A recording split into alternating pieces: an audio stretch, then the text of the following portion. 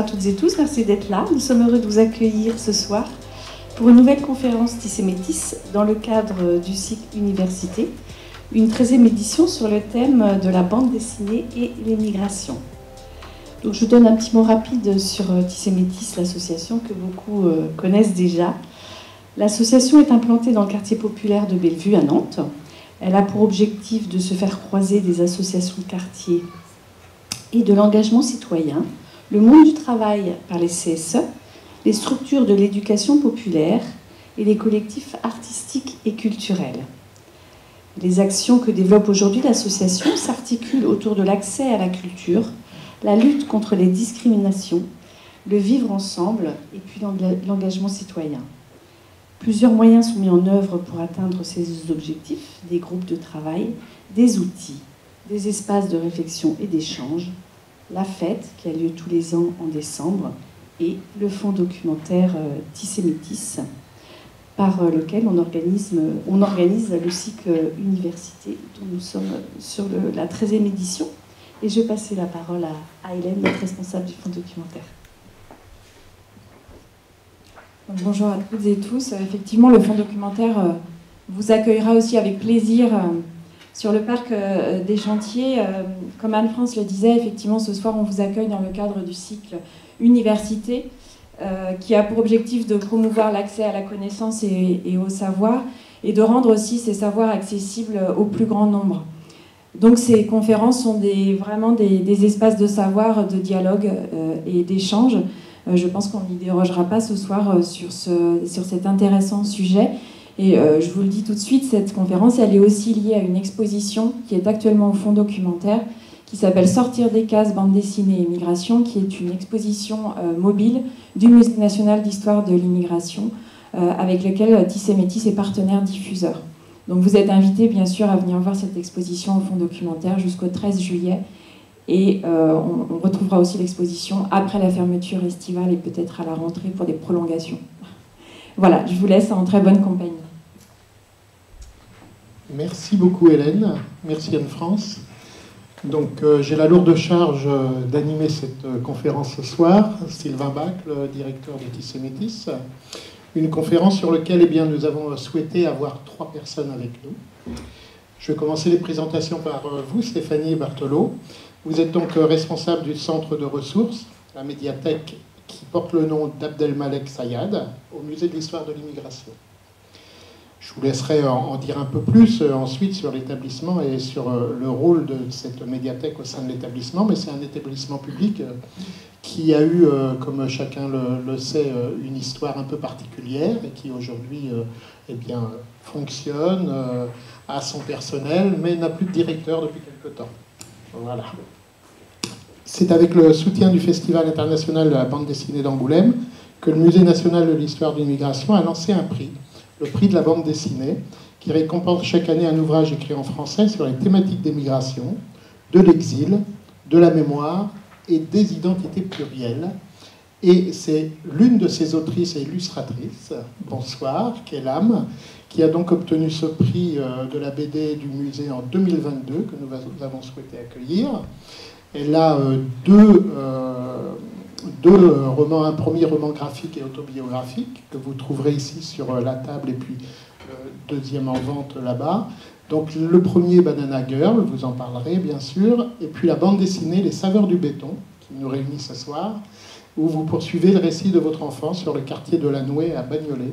Un récit qui, pour l'avoir lu aussi, remémore à beaucoup de monde issu de l'immigration son arrivée en France, la façon dont on est accueilli, où on nous place, où on nous situe socialement et pourquoi on nous pose dans tel ou tel quartier issu aussi d'une histoire et d'une époque lorsque vous êtes arrivé en France.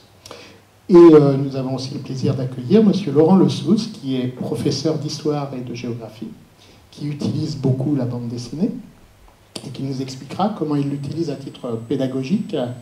Et il travaille au rapprochement de la pédagogie du 9e art en organisant des séminaires, notamment à Angoulême, sous la triple férule du réseau Canopé, alors FIBD, et puis du CIBDI, et vous collaborez aussi sur des sites tels que iBD ou BD Zoom.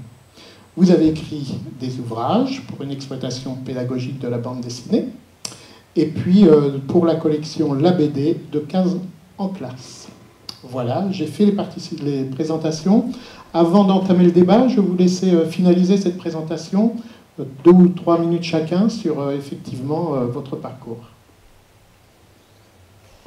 Bonsoir, merci de nous accueillir et merci d'être présent pour cette conférence. Donc, vous l'avez dit, je suis au Musée national de l'histoire de l'immigration, responsable de la littérature, du cinéma et désormais de la bande dessinée, puisque nous avons créé effectivement cette année le premier prix donc, de la bande dessinée du Musée national de l'histoire de l'immigration qui a été remis à Quai et nous en sommes ravis. Alors pourquoi ce prix au musée? Nous avions déjà un prix attribué pour la littérature, le prix littéraire de la Porte Dorée, et il nous est apparu qu'il était intéressant de doubler en fait cette récompense au travers de la bande dessinée. Alors la bande dessinée, c'est aussi une longue histoire du musée. Nous avions présenté entre le mois d'octobre 2013 et le mois d'avril 2014 une exposition, album, bande dessinée et immigration, qui revenait sur 100 ans d'histoire de la bande dessinée et des croisements avec l'histoire des migrations. Autrement, comment la bande dessinée enrichit l'histoire de l'immigration et comment l'histoire de l'immigration se retrouve aussi et enrichit la bande dessinée.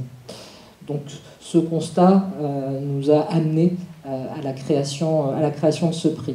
Il faut savoir également que le musée est un des rares musées à avoir des planches de bande dessinée dans ses collections, donc en collection patrimoniale.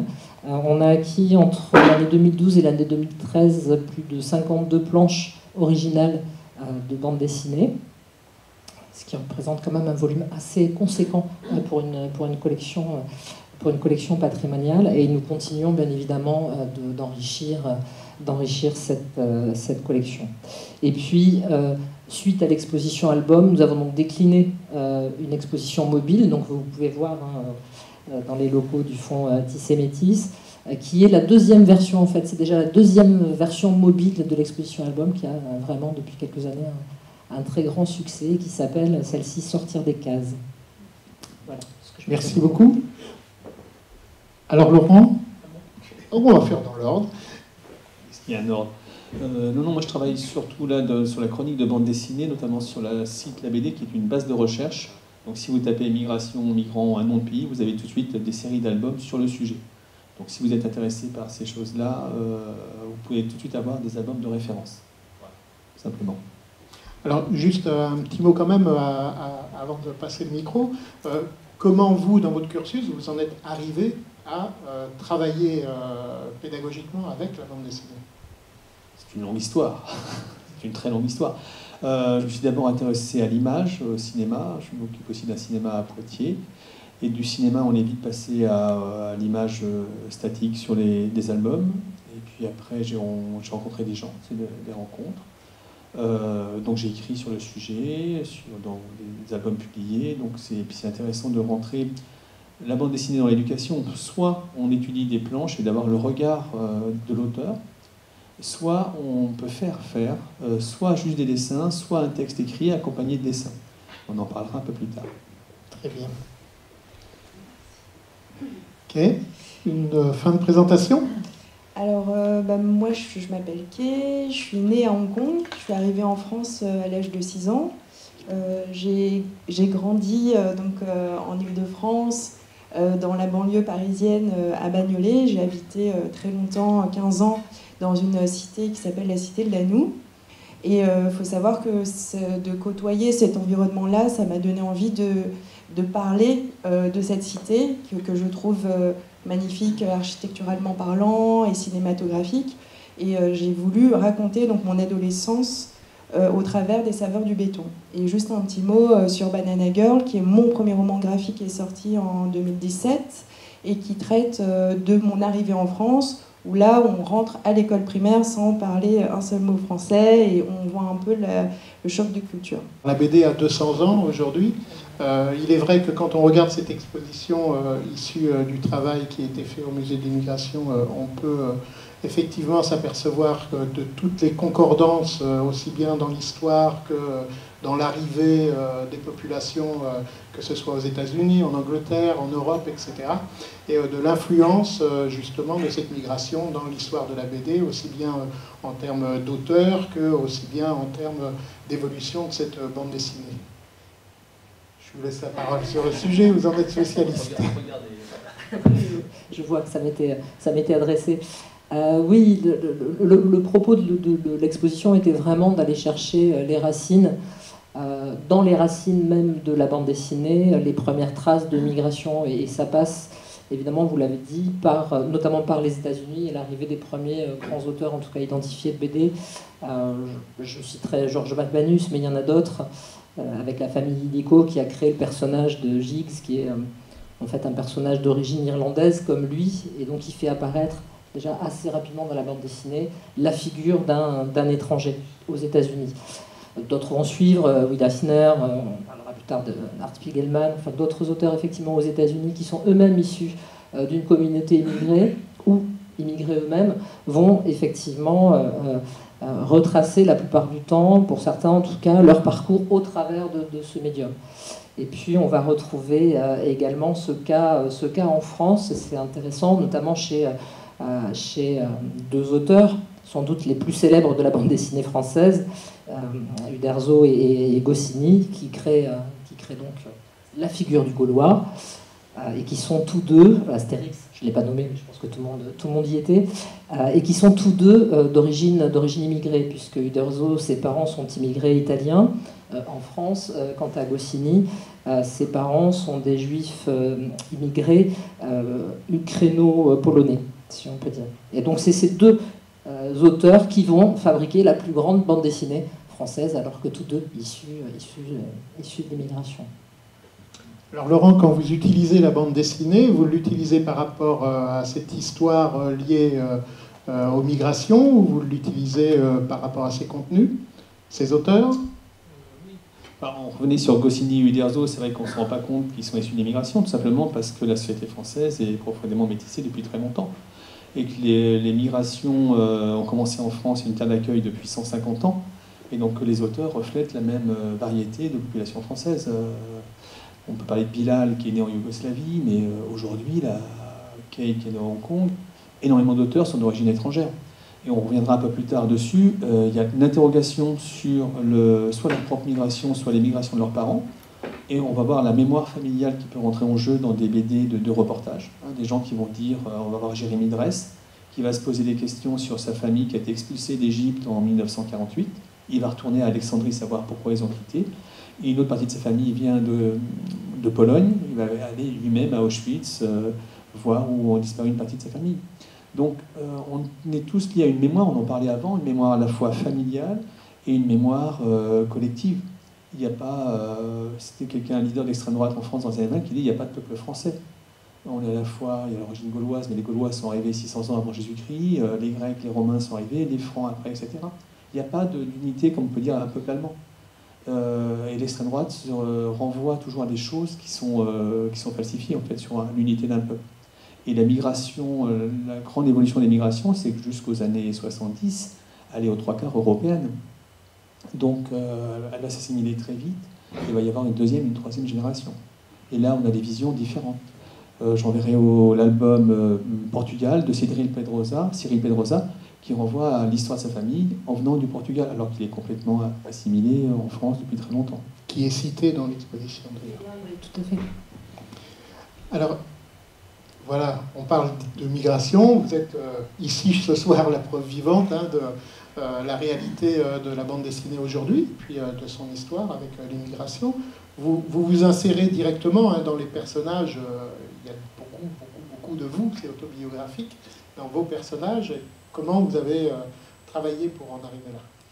Alors il faut savoir que moi j'avais une vie d'avant où j'étais scientifique et j'étais ingénieure en aménagement de l'espace public.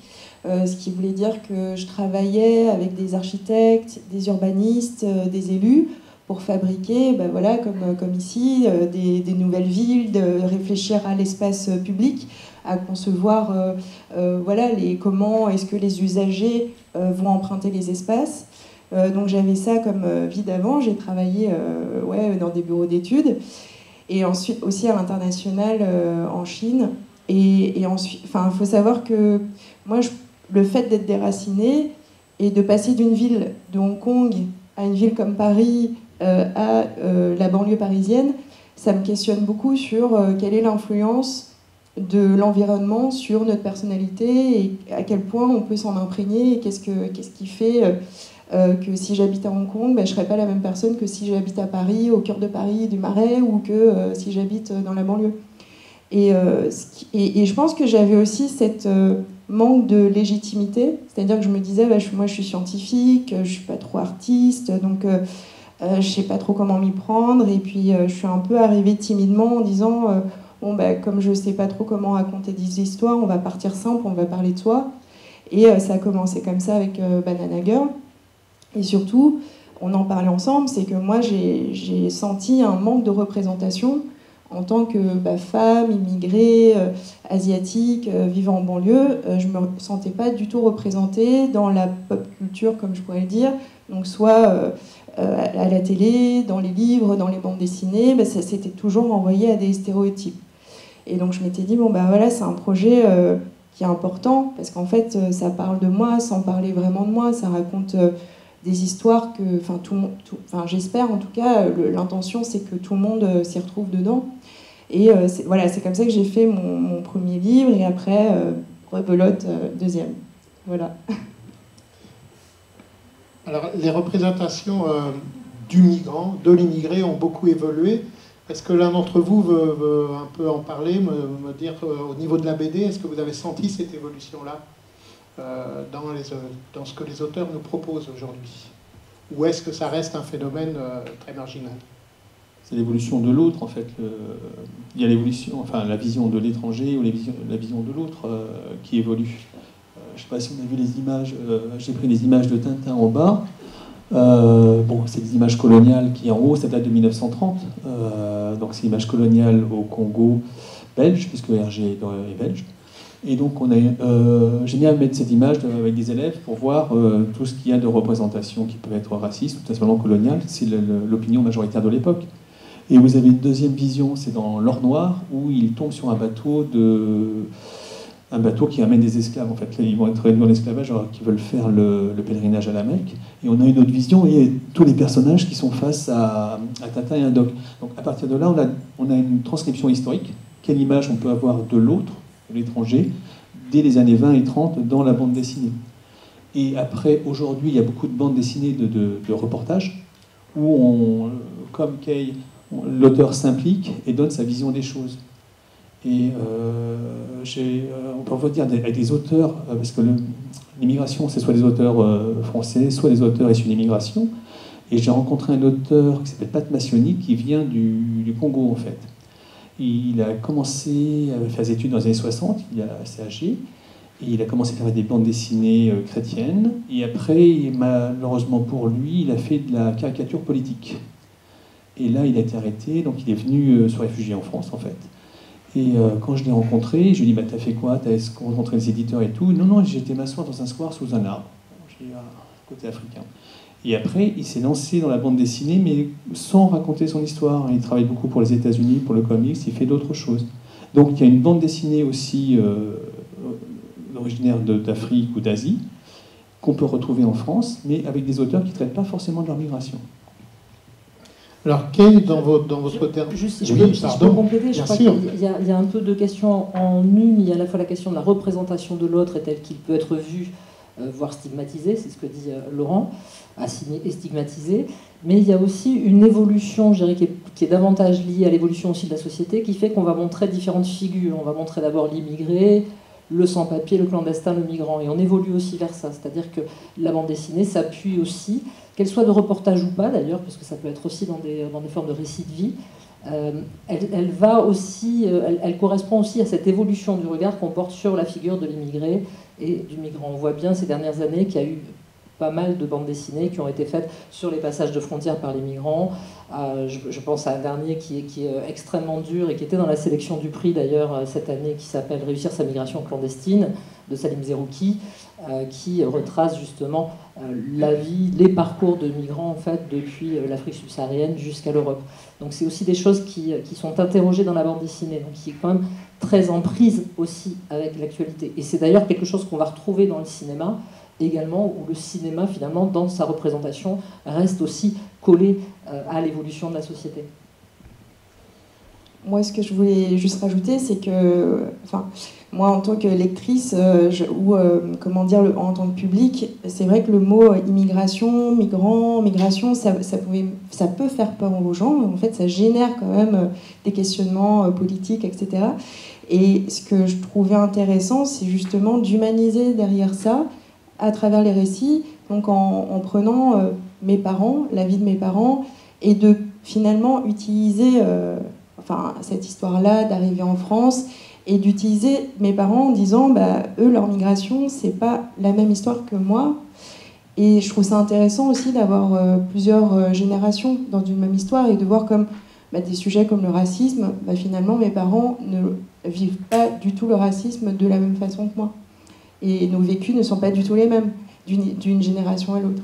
Voilà. Et je trouve ça intéressant aussi peut-être d'aborder l'immigration, mais sans vraiment l'aborder. Enfin, moi, j'ai l'impression que je triche un petit peu parce que je parle de ma vie ici, je vais parler d'autres sujets, parce qu'en fait, finalement, qu'est-ce que ça veut dire vraiment l'immigration ? Enfin, c'est un mot qui englobe beaucoup de choses, quoi. C'est intéressant que vous parliez justement des parents dans ce dernier ouvrage, parce que c'est sur ce sujet que je vais vous interroger. J'ai trouvé, là je m'adresse à l'autrice, j'ai trouvé que dans votre façon d'aborder justement ce récit de la migration des parents dans cet ouvrage, au début j'ai cru qu'il y avait de la complaisance, et après je me suis aperçu que vous dénoncez beaucoup de choses. Il y a beaucoup de dénonciations, effectivement, de la vie qu'ils ont trouvée en arrivant, de l'accueil qu'ils ont eu, le déplacement vers ce quartier, des choses un peu forcées, obligées, parce qu'on n'est pas d'ici. Est-ce que c'est une question ou est-ce que... C'est ouvert. Ce qui est bien avec cette bande dessinée, c'est que chaque lecteur me raconte sa vision du livre, et c'est jamais la même vision. Et j'ai des gens qui vont me dire mais on a senti que vous étiez très très en colère, et d'autres qui me disent mais non, vous êtes vachement douce et vous êtes vachement sympa quand même avec ce qui s'est passé, c'est des sujets hyper violents et durs, et au contraire vous le traitez de manière assez légère et drôle, et j'ai jamais les mêmes commentaires, donc je sais pas, je dirais que c'est un peu aux gens d'interpréter comme ils ont envie, quoi. Donc on vous invite à lire l'ouvrage pour avoir votre propre interprétation. Mais c'est vrai que le parallèle de deux vies, les enfants et les parents, c'est assez intéressant la manière dont c'est décrit. On va faire un petit tour vers les femmes, la BD, les femmes dans la BD, etc. L'évolution aussi qu'il y a eu depuis quelques années.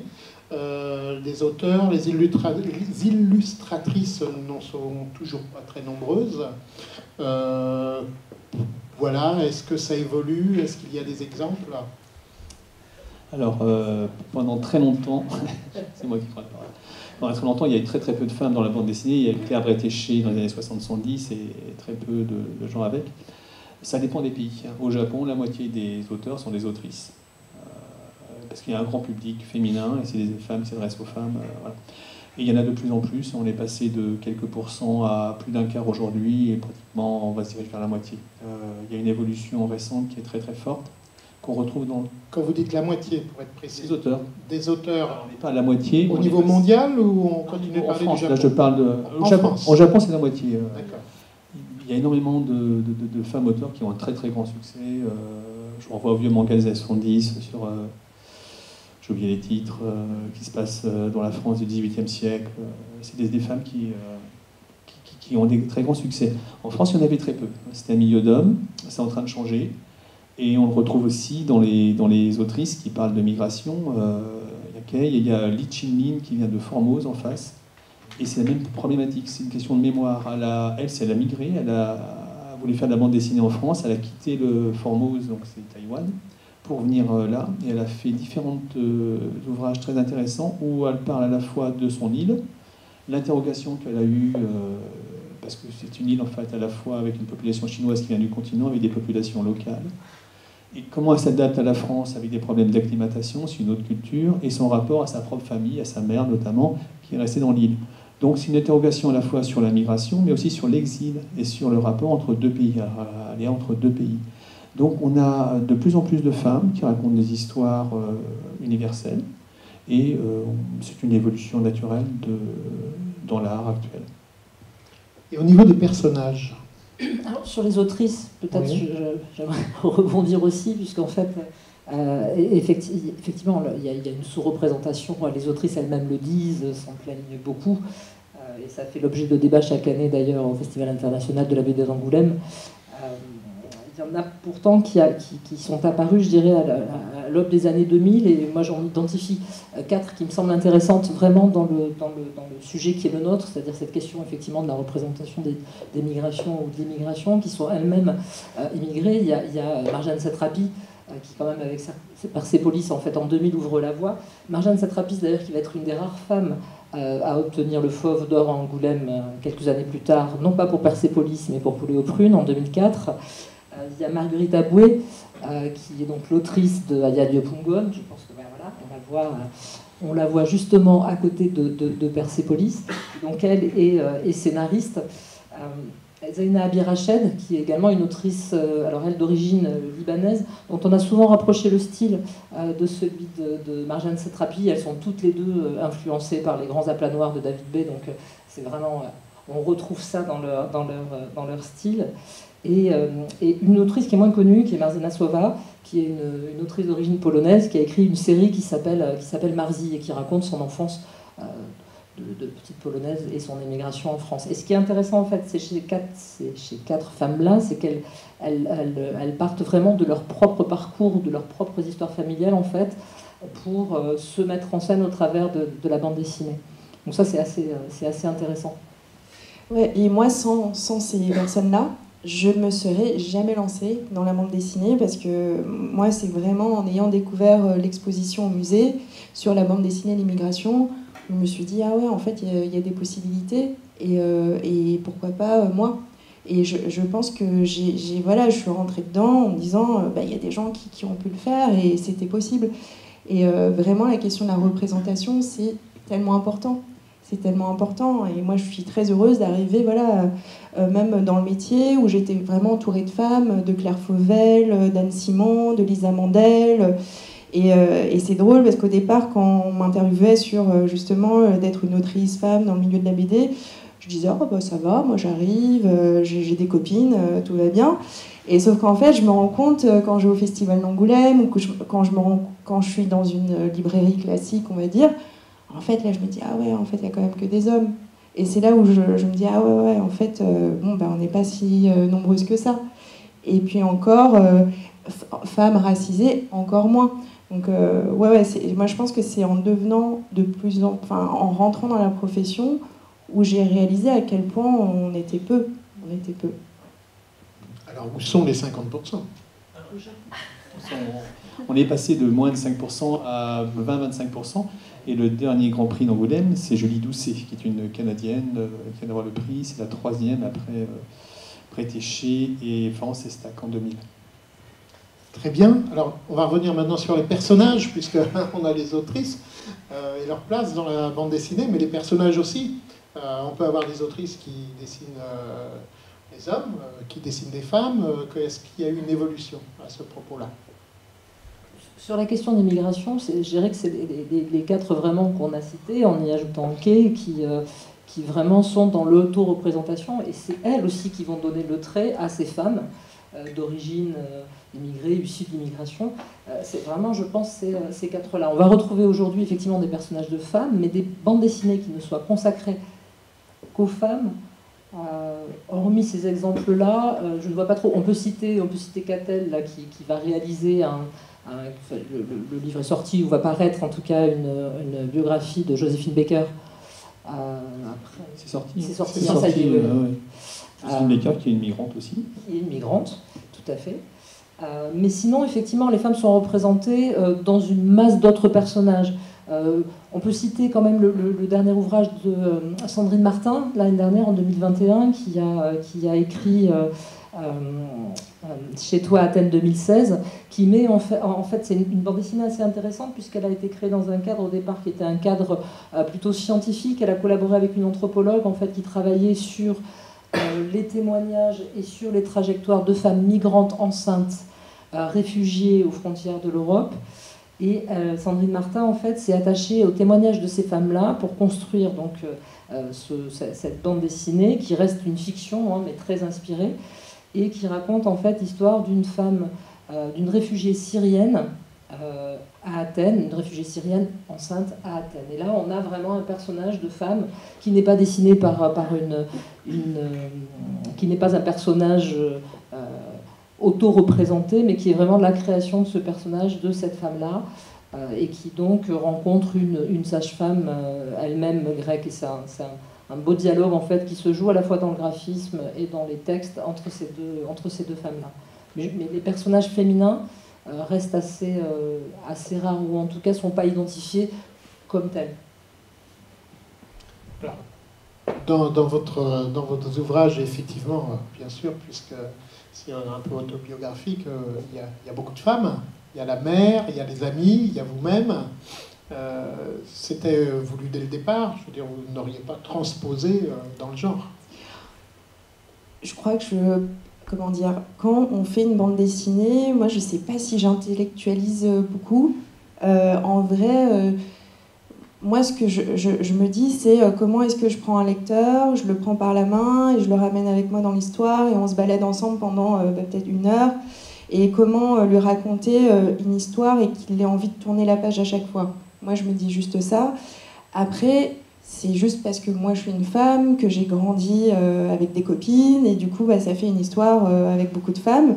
Mais par contre, ce qui est intéressant, c'est que quand ma première BD est sortie, on me parlait énormément du personnage de mon père, qui est un artiste peintre un peu loufoque, on va dire. Et c'est vrai que ça fait... mon père est quand même un sacré personnage de bande dessinée, et je ne l'ai pas prévu, en fait. C'est quand ma BD est sortie, tout le monde me parlait de mon père, et je me disais, ah bon, mais pourquoi est-ce qu'on ne parle que de lui? Et ça m'a vachement surprise. Et du coup, pour le deuxième, je me suis dit, peut-être que je vais diminuer un petit peu son rôle ou son importance pour donner plus d'importance à ma mère. Et il est encore là. Il est encore là, mais sauf que ce qui est hyper marrant, c'est que personne ne me parle de ma mère, alors que finalement, dans l'histoire, c'est elle qui tient un peu la maison, elle fait énormément de choses. Mais je me suis rendu compte que, en fait, les femmes font ça quotidiennement, c'est des héroïnes de tous les jours. Du coup, ça passe complètement inaperçu. Voilà. Alors à Tissé Métis, on travaille beaucoup sur la charge mentale, et effectivement, on retrouve beaucoup d'indices dans cet ouvrage. C'est intéressant ce que tu dis, parce que la question de la représentation des femmes immigrées ou migrantes, elle est faible aussi dans d'autres formes de récits, moins dans la littérature, qui s'en est davantage saisie. Mais dans l'histoire même, ou dans les essais, dans les récits de sciences sociales et humaines, la question du genre, elle arrive assez tardivement. En fait, on a d'abord vu de toute façon les hommes immigrés, donc c'était eux les figures centrales de cette immigration. Les femmes sont arrivées après.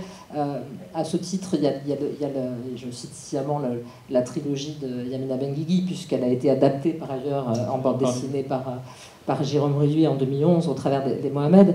Mais elle est une des premières à mettre en scène vraiment un film sur les femmes, ces femmes migrantes en fait qui étaient restées dans l'ombre de leur mari, et ça a longtemps été le cas dans l'histoire de l'immigration. Et ce que tu dis me semble assez juste en fait, effectivement, et c'est des femmes, là en l'occurrence dans la bande dessinée, c'est ta mère qui fait les démarches, avec elle que tu vas à la préfecture, elle est centrale en même temps dans votre installation dans la communauté et en France. Donc, parce qu'il y a beaucoup de livres justement sur les premières migrations, c'est les hommes qui migrent de manière clandestine ou pas, et donc on n'a pas de femmes parce que c'est dangereux. Par contre, dans les Mohamed, il y a plusieurs anecdotes sur le sujet, notamment une femme qui arrive à retrouver son mari qui vient d'Algérie, je crois, Et le mari la voit, elle est voilée, donc il enlève le voile, tout simplement pour dire il n'y a pas de femme voilée ici, tu viens là. Et elle raconte comment elle s'est acclimatée en fait. Au départ, elles étaient dans un groupe de femmes, donc elle devait faire la cuisine et tout ça, et elle se retrouve toute seule, elle a l'eau courante, elle a l'électricité, donc elle fait vite la cuisine le soir, et tout d'un coup, au bout de quelques mois, elle prend un billet de métro, elle quitte la banlieue où elle habite, elle se retrouve en haut des Champs-Élysées, et elle se dit tiens, ça change du bled. Et donc ça, on l'a dans l'album Les Mohamed, je ne sais pas si j'ai mis là, qui a été réédité, il y a eu plusieurs éditions du même album. C'est vrai pour les migrations des années 70, effectivement, essentiellement les immigrations postcoloniales, notamment l'immigration algérienne, les immigrations du Maghreb, mais pour les migrations européennes, en fait, du siècle dernier, les femmes étaient là aussi, et pourtant n'ont pas été plus que ça représenté. C'était quand même la figure du travailleur immigré qui était plus largement représentée. Il y a ce qui est visible, les travailleurs immigrés qu'on voit, la femme reste, et on voit même plus les autres migrations que les migrations asiatiques. À un moment donné, le premier migrant clandestin, c'était l'immigration chinoise, et on n'en parlait jamais. Mais plus globalement, on peut s'interroger sur la place des femmes dans l'histoire de France telle qu'elle est enseignée aujourd'hui. Voilà. Il n'y a pas que l'histoire de l'immigration, malheureusement. Depuis Lucie, ouais. Vaste sujet. Voilà. Alors, je vais en profiter que vous avez le micro, Laurent, pour discuter aussi sur la BD en tant que support, hein, support de la connaissance, support pédagogique, support du savoir. Voilà, comment... C'est un beau résumé de la bande dessinée, hein, voilà. C'est bien. Mais s'en saisir, c'est déjà un acte en soi. Il faut bien savoir que la bande dessinée n'est pas facile à lire. Un bon lecteur de bande dessinée est un bon lecteur tout court. Ceux qui lisent beaucoup de bande dessinée lisent beaucoup de livres tout court. Il serait faux de croire que parce qu'on amène une bande dessinée, on parlera après. Il va y avoir un débat sur ce. Il y aura un débat. Et que si on donne une bande dessinée comme ça des jeunes, collégiens ou lycéens, la plupart n'en lisent pas. Les garçons lisent du manga, les filles aussi, mais il faut vraiment l'apporter et puis l'expliquer. C'est pas une évidence en soi, c'est pas parce qu'il y a des images que c'est facile à lire. Donc c'est un support très riche. La bande dessinée aujourd'hui, c'est 5000 sorties par an en France. On est un des pays qui lit le plus. Beaucoup de bandes dessinées japonaises, hein, le manga. Donc manga, c'est une bande dessinée japonaise, on va pas... C'est comme, bon, ça veut dire image dérisoire, ça date du 19e siècle. Beaucoup de bandes dessinées européennes ou américaines, très peu de bandes dessinées africaines ou autres, hein, tout simplement parce qu'il faut un marché pour vendre les ouvrages. Il n'y a pas forcément. Il y a quelques auteurs qui vivent en France. Mais la bande dessinée traduit toute son époque, que ce soit les fictions, que ce soit la bande dessinée de reportage. On peut voir toute la société à travers cela. Et franchement, lire des bandes dessinées apporte beaucoup de choses. C'est une fenêtre sur le monde, que ce soit la société d'aujourd'hui, que ce soit les rapports hommes-femmes, que ce soit le monde en dehors, sur tous les continents. L'ouvrage de Cage, je suis sûr qu'elle aurait le même retentissement que si c'était simplement un livre écrit. Se dire qu'on part avec un crayon, un papier, je connais plusieurs auteurs, c'est que quand je suis dans un pays étranger, j'y vais avec un appareil photo, on me regarde bizarrement. Je m'assois, je dessine quelque chose, les gens viennent voir. Que ce soit des auteurs qui étaient en Turquie ou en Syrie, c'est différent. Et on peut aborder un tas de choses différentes en rencontrant par le dessin et par un texte. Donc c'est vraiment quelque chose à aborder et à s'approprier. Pas d'accord? Alors, en fait, la question, c'est pourquoi la BD? Quand je suis arrivée en France... Il y a d'autres formes, ouais. Et pourquoi la BD? Ouais, moi, quand je suis arrivée en France, je parlais pas un seul mot de français. Et le seul truc qui m'aidait quand j'étais à l'école, c'était vraiment les maths, parce qu'il n'y avait pas besoin d'histoire. C'est-à-dire que moi, j'étais perdue quand on parlait de Louis XIV, Jean de La Fontaine et tout. Je comprenais pas. Que des hommes? Voilà, que des hommes. Donc, j'arrivais pas à me raccrocher.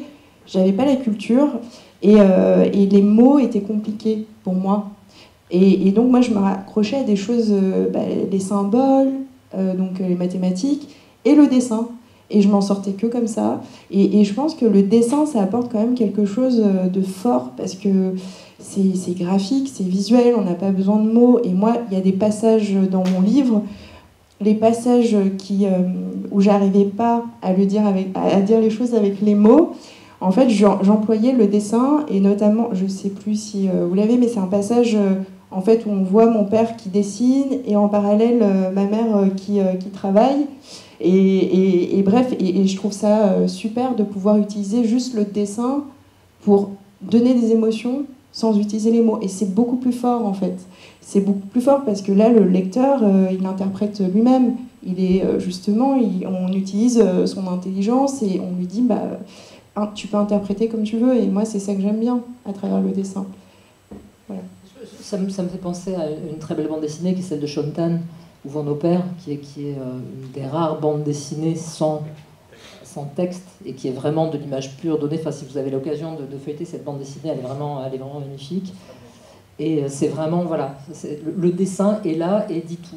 Après, moi j'aurais quelques réserves sur la facilité de lire une bande dessinée, parce que je trouve que parfois, effectivement, et on le voit bien, les styles évoluent et on pourrait débattre là-dessus. Déjà entre bande dessinée, tout ce qu'on appelle la bande dessinée classique et le roman graphique, il y a des milliers de possibilités d'expression. Et je trouve pas que ce soit toujours une lecture aisée, justement, de se balader à la fois dans l'image, dans le texte. Et je pense que parfois, puisqu'on a une habitude de lire assez rapidement la bande dessinée, on passe à côté aussi des subtilités de l'image. Je pense qu'il y a aussi ce risque-là parfois. Ouais, c'est vrai qu'en tant que lectrice, moi j'ai du mal à trouver à la fois une cohérence parfaite entre l'écriture et le dessin. Des fois, je trouve le dessin est beaucoup trop chargé, on n'a pas besoin de rentrer dans ce niveau de détail-là dans le dessin, ou bien l'histoire, je la trouve un peu faible. Et c'est vrai que c'est plus compliqué, parce qu'il faut arriver à trouver la magie, la cohérence entre les deux. Mais en même temps, dans les livres dont tu parlais, donc Aya, Marzi, Marjane Satrapi, mais je trouve que ça fonctionne, quoi. Ça fonctionne, et quand ça fonctionne, pour le coup, c'est magique. Mais c'est vrai qu'il faut trouver ça, la cohérence entre le dessin et le texte. C'est un peu la base. Là, il y a un ouvrage qui est sorti il y a 15 jours, que j'ai ramené, enfin, il y a 8 jours, ça s'appelle Cat. C'est fait par un Espagnol qui raconte l'histoire. Il a rencontré un jeune Érythréen. Donc, je sais pas si vous voyez les images. Donc, il raconte son histoire en quittant l'Érythrée, en passant par l'Éthiopie, où il subit là encore des violences et le racisme des Éthiopiens. Il passe par le Tchad, le Soudan, l'Égypte et la Libye, jusqu'à son arrivée en Espagne, où il rencontre l'auteur. Et on voit que le style graphique est particulier, et je trouve qu'il s'adresse à l'intelligence du lecteur. Et donc on a quelque chose qui n'est pas montré de manière réaliste, avec des choses très dures, du départ de l'Érythrée où on ne retrouvera jamais sa mère, son père qui sont dans le cadre, donc le cadre c'est une plante drogue qu'on mâche et qu'on retrouve très souvent en Afrique orientale. Et on a donc un dessin différent de celui de Kate, très différent d'un style réaliste ou franco-belge, et on a quelque chose de très intéressant. Et en tant que dessinatrice, moi j'avais l'impression que je me trouvais, moi, ma personnalité, dans ma manière de raconter l'histoire d'un point de vue style narratif, mais aussi d'un point de vue style graphique. C'est-à-dire que y a il y a quand même une sacrée différence entre les deux albums. Et c'est vrai que j'ai appris à faire la bande dessinée avec le premier. Et pour le deuxième, j'ai voulu me professionnaliser un petit peu. Et je sais pas, je voulais montrer que j'étais vraiment une autrice de bande dessinée. Et le dessin, ça raconte un peu mon cheminement aussi intérieur de comment je me cherche en tant qu'autrice, comment je structure mon histoire. En fait, ça dit beaucoup plus. En fait, le dessin, ça ne triche pas. Moi, j'ai l'impression qu'on ne peut pas mentir avec le dessin. On peut peut-être mentir avec les mots, faire des jolies phrases. Alors que le dessin, c'est vraiment nous, quoi. Il y a un truc de sincérité qu'on a en dessinant. Et c'est peut-être tout à fait personnel, parce que le dessin peut être utilisé pour transformer l'histoire. Il y a des exemples où on a utilisé le dessin pour transformer l'histoire. On a effectivement, nous, travaillé sur Images des colonies, notamment, avec des dessins d'époque qui... alors, ce n'était pas une transformation sur le moment, mais on voit bien des années après, avec le recul, que c'était une incitation à croire et à penser que... Donc le dessin peut avoir de multiples utilisations. Oui, tout à fait. Oui, après, il y a des dessins de propagande. Oui, effectivement, il y a... moi, par exemple, en tant qu'illustratrice, j'utilise un style différent suivant la demande, suivant le client, la maison d'édition. Et c'est vrai que c'est une langue en fait à chaque fois. On peut avoir un style un peu plus épuré pour dire quelque chose, un style un peu plus chargé. On va utiliser la couleur pour donner des tons, des ambiances. Et c'est un langage, donc on apprend un peu à jouer avec ça pour rendre des émotions. Donc suivant l'usage, effectivement, on ne raconte pas la même chose avec le dessin. Laurent ? Laurent, on va rester avec vous quand même. Parce que moi, j'aimerais bien que vous puissiez quand même un peu développer un peu plus la partie utilisation pédagogique de la BD.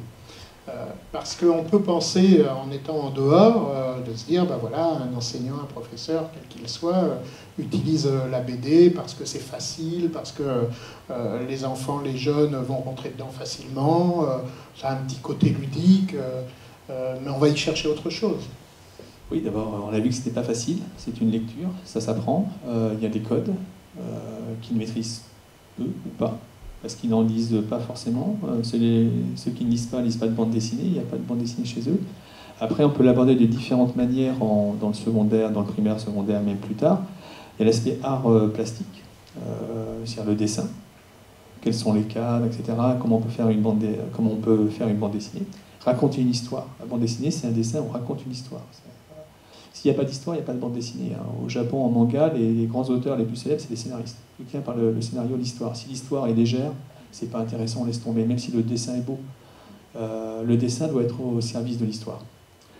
Donc il y a l'aspect art plastique qui peut être étudié. On a fait des stages avec des professeurs d'art plastique. Et puis après, il y a raconter une histoire, donc en français ou en histoire. On a vu le dessin, il peut être utilisé. Le dessin des années 30, on ne raconterait pas des histoires d'aujourd'hui. Comme on le faisait dans les années 30, il n'y a pas la même vision de la société. Et puis on peut donner, moi ça m'est arrivé de donner des bandes dessinées courtes sur 8 pages, et là on peut étudier ce qui est raconté.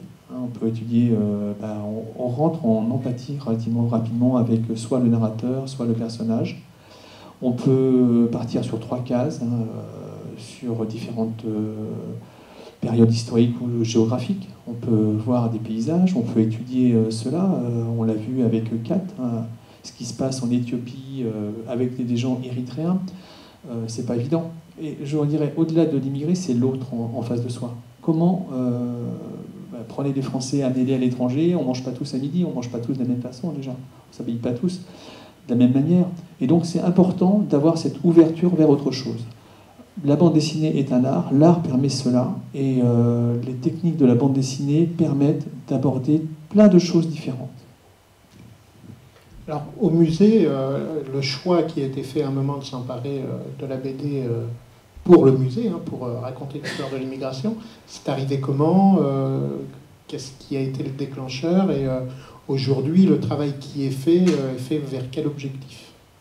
C'est ce que je disais un petit peu tout à l'heure, c'est qu'on a là aussi une nouvelle modalité d'expression.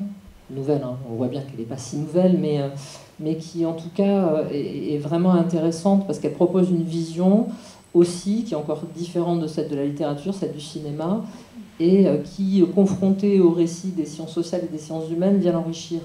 Donc c'est ça qui est intéressant. Et la bande dessinée apporte vraiment ça, cette vision, alors qu'il y a une vision qui peut être une vision, encore une fois, on l'a vu, autobiographique, une vision par le reportage. Et puis, ce qui est intéressant aussi, c'est tous les croisements qui sont faits justement. Enfin, j'avais l'air d'opposer un peu bande dessinée et récits scientifiques, mais aujourd'hui, ce sont des choses qui se croisent. Il y a énormément en fait, d'historiens qui s'appuient sur la bande dessinée pour justement, peut-être sans doute vulgariser, au sens noble du terme, un récit, une histoire en particulier. On a 2 exemples. Benjamin Stora l'a fait encore dernièrement avec l'histoire dessinée des Juifs d'Algérie. Il l'avait fait en 2016 déjà avec l'histoire dessinée de la guerre d'Algérie, paru au Seuil. Mais il y en a d'autres. Il me semblait qu'il était là tout à l'heure, mais il y a le recueil des immigrants, en fait, qui est accompagné par 13 textes d'historiens, parmi lesquels Philippe Rigiel, Gérard Noiriel.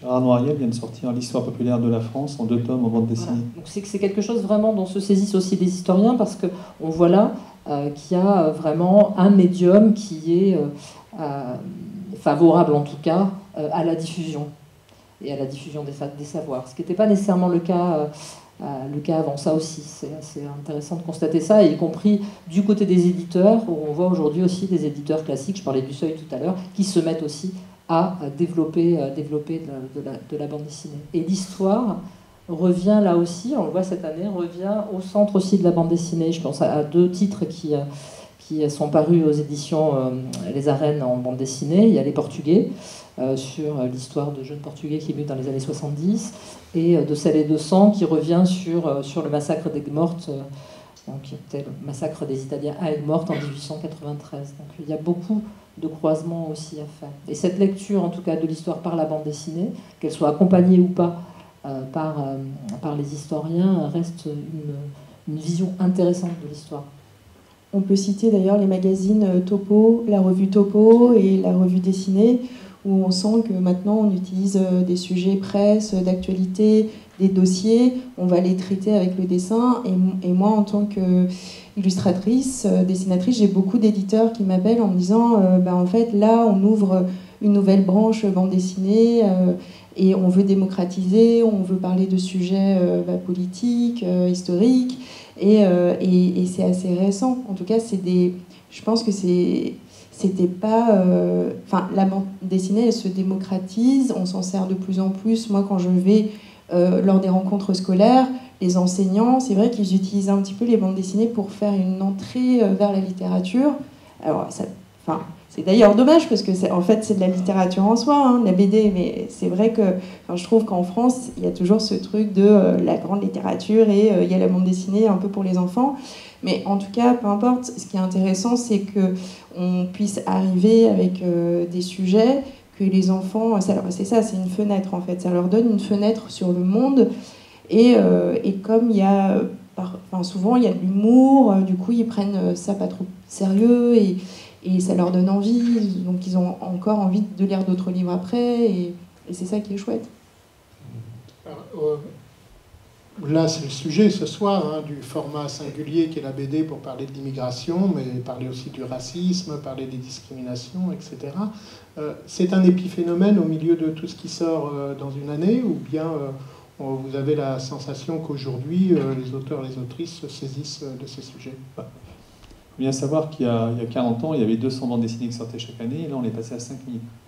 Donc il y a à la fois davantage de fiction, il y a des œuvres qui viennent du monde entier, et les auteurs se sont emparés de tous les sujets possibles.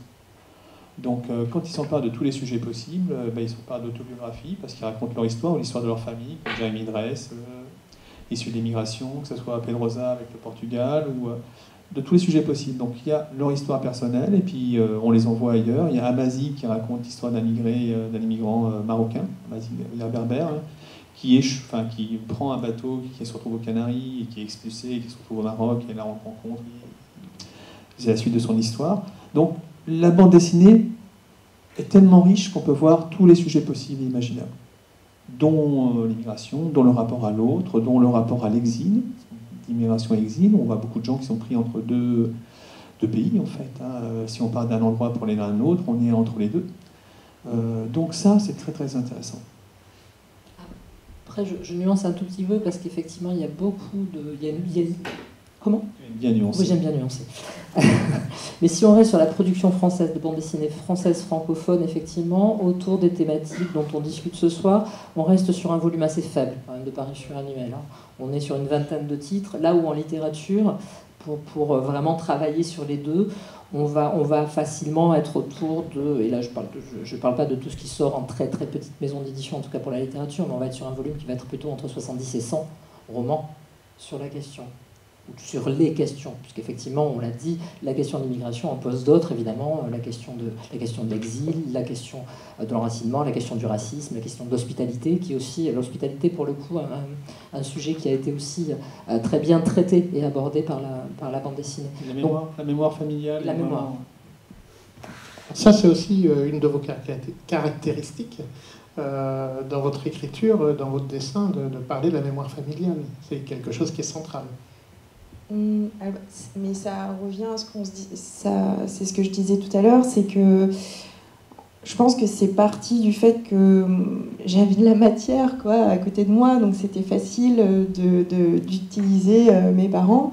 Et c'est comme ça que j'ai voulu raconter l'histoire. Et puis en fait, moi je trouve ça aussi touchant de parler d'une autre génération. Je trouvais ça important de montrer que voilà, le racisme, on ne le vit pas de la même façon, que eux, ils n'ont pas du tout les mêmes problèmes que moi. Moi, j'ai je parle français, donc il y a plein de situations où finalement, eux, on leur renvoie toujours à leur pays. Et moi, c'est autre chose. En fait, c'est ça que je veux dire, c'est qu'en fait, on peut être immigré, racisé, mais de 1000 façons différentes, suivant notre âge, suivant notre pays d'origine.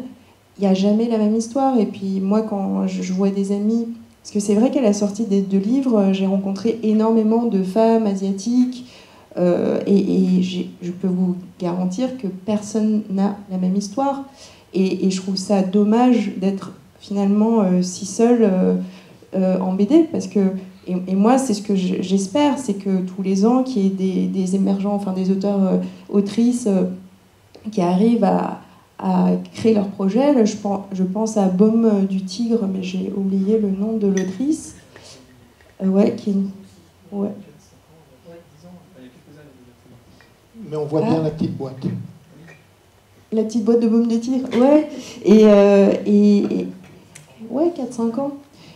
Ouais, et ça me manque. Et tout à l'heure, vous parliez de Formose.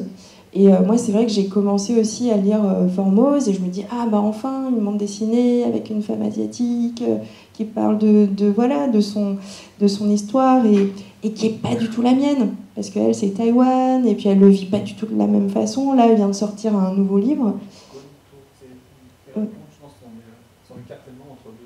Ouais, ouais, c'est ça, c'est qu'elle raconte à quel point son cœur est divisé entre la France et son pays. Et c'est drôle parce que moi je l'ai lu et je me dis, ah bah on vit pas la situation de la même façon, le tiraillement est là, mais finalement on ne vit pas, ouais, peut-être que c'est parfois plus violent, et c'est bien d'avoir ça, en fait c'est super d'avoir des nuances, parce que sinon le risque c'est que tout le monde se dise, ah bah en fait, comme il y a une seule bande dessinée d'une femme asiatique... Elle est représentative de tout. Ouais, et moi, c'est ce que je veux pas être, en fait. Je veux surtout pas être modèle. Au contraire, moi, je veux que ça ouvre des portes et qu'on se rende compte qu'il y a 1000 histoires et qu'il n'y en ait pas qu'une. C'est ça qui est important pour moi. Dans le sens contraire, on a aussi des bandes dessinées d'étrangers donc qui viennent en France, qui migrent et qui racontent ce qu'ils voient des Français. Il y a Jean-Pierre Nishi, qui est un Japonais, qui vient en France, qui a fait plusieurs albums sur ce qu'il surprend chez les Français. Donc on a les migrants et la vision qu'ils ont de la France en général. Alors, pour Baume du Tigre, c'est Lucie qui est vénère. Et c'était en 2020, donc c'est pas si vieux. En fait, c'est bien d'avoir une mémoire. Le confinement nous a étourdis. J'ai surtout un téléphone qui m'a permis d'aller chercher, parce que c'était embêtant de citer une dessinée sans citer l'autrice. Et je voudrais revenir sur effectivement la question de la représentation de l'immigration asiatique en France, qui de toute façon là aussi est très très faible, y compris encore une fois dans la littérature scientifique. Et effectivement, il y a très peu d'auteurs de bande dessinée. On retrouve quelques auteurs, effectivement, romans, essentiellement des autrices d'ailleurs. Ça, c'est assez curieux dans la littérature francophone. Mais assez peu, on pourrait citer Clément Balou, quand même, avec Mémoire du Viet-Vieux, qui a fait quitter Saigon et Little Saigon, à propos du Vietnam. Mais effectivement, c'est très largement sous-représenté.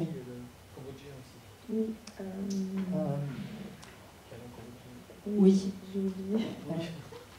On a mal révisé. On a mal révisé. Avez-vous pensé à faire traduire votre dernier ouvrage pour j'aimerais bien avoir ce pouvoir décisionnel, mais en fait, ça ne tient tellement pas de moi, parce que je pense que c'est une question de demande, de vente en France déjà. Et ensuite, si on vend bien en France, Enfin, ouais, pour le coup, moi, j'ai pas prise sur ces choses-là. C'est vraiment l'éditeur, en fait. C'est vraiment l'éditeur, ouais. Alors, s'il y a un étudiant qui veut bien s'y atteler pour vous donner ne serait-ce que le document qui redit ce que toutes les bulles peuvent dire, si vous pouvez le donner à vos parents, faire un appel. Alors, j'ai ma cousine qui vit aux États-Unis, qui a traduit Banana Girl en anglais, et je l'ai envoyé à mon éditeur, mais il ne s'est rien passé. Voilà. C'est dommage. Si vous n'y voyez pas d'inconvénient, on peut donner la parole au public, qui, je pense, a plein de choses à vous demander. Je vais donner mon micro. Alors, je vous demanderai de poser vos questions dans le micro, parce que c'est enregistré. Bonsoir. Alors en fait, c'est pas vraiment une question, je suis désolée. C'était juste pour rebondir sur l'idée que on représente mal les femmes migrantes, oui, immigrées. Et je voulais justement rebondir sur ça, c'est qu'il y a eu une exposition dans le cadre de la quinzaine photographique. Alors, ça concerne aussi la photographie. Et j'avais été un petit peu, même beaucoup surprise. Donc il y avait sur les remparts du château des photos de migrants qui en fait le thème c'était les invisibles. Et j'avais été très surprise de voir qu'il n'y avait que des hommes.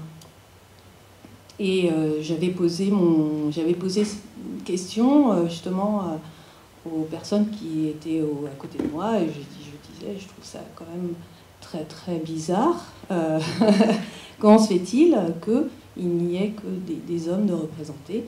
Et on m'avait dit, la réponse qui a été tout de suite, qui est sortie là en premier, c'était parce qu'en fait, il n'y a pas de femmes migrantes. Voilà. Donc en fait, d'où l'importance. C'est important. Pourtant, le thème, c'était bien les invisibles. Et donc, il aurait dû y avoir un questionnement. Donc, même ceux qui se prétendent défendre les invisibles se trompent parfois. Les femmes ne seraient-elles pas elles-mêmes les plus invisibles de cette tout à fait. migration? Voilà. Mais ça rejoint finalement ce que je disais tout à l'heure, c'est-à-dire que j'ai fait quand même 2 bandes dessinées où il y a beaucoup de femmes dans Les Saveurs du béton. Mais ce qui est retenu, c'est le personnage du père. Et j'ai du mal, en fait, j'ai du mal à me l'expliquer. Est-ce que c'est parce que dans le milieu du journalisme, les journalistes que j'ai, ce sont des hommes et du coup, ils ont une vision aussi, ils s'identifient plus facilement à l'homme. C'est vrai que j'arrive pas forcément à comprendre ça. Et le fait aussi que Banana Girl, ça soit une petite fille, moi, représentée, il y a plein d'hommes qui l'achètent pas. Et ils se disent, non, c'est une histoire de gamine, quoi. Donc ça les intéresse pas. Et si c'était un garçon, on sait que ça produit pas du tout la même chose. Donc en fait, même quand c'est là, finalement, on n'arrive pas à le pousser loin. Et je sens qu'il y a que ça a d'autres portées et que parfois c'est un peu bloqué.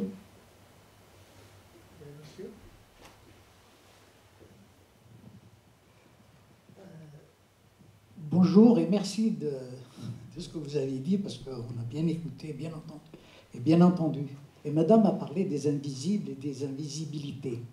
Personnellement, je suis originaire d'Algérie, je suis venu à l'âge de 30 ans en France.